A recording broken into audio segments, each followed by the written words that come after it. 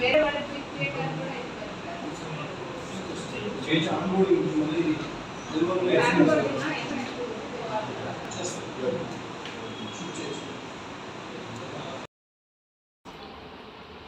అందరికీ నమస్కారం అండి.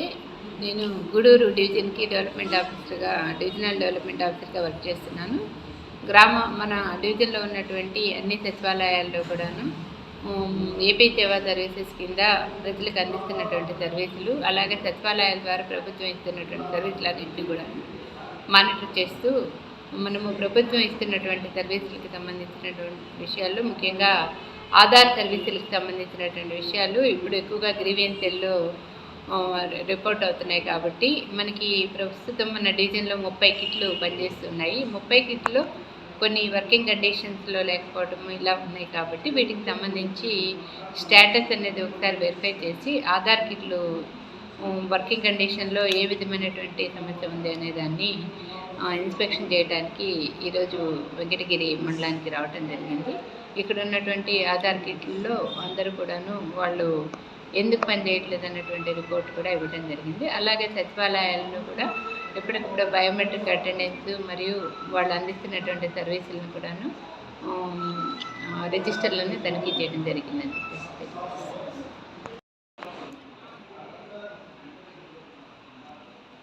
ఏ టైమ్స్లో మామూలుగా 10 గంటల నుంచి 5 గంటల దాకా సచివాలయ సిబ్బంది వాళ్ళ కార్యాలయాల్లో అందుబాటులో ఉండాలి.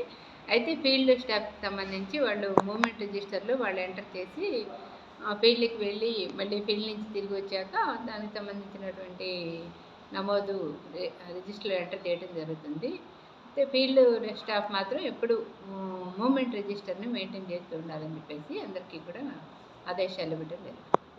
ఆధార్ సెంటర్లో ఎంత ఫీజు ఏమైనా వసూలు చేస్తారన్నా? ఆధార్ సెంటర్ బయోమెట్రిక్ అటెండెన్స్కి సంబంధించి చిల్డ్రన్స్కి అయితే లేదు.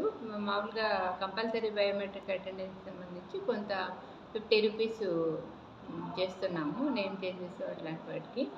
కొన్ని అయితే ఫ్రీగానే చేస్తున్నాము. దాని డీటెయిల్స్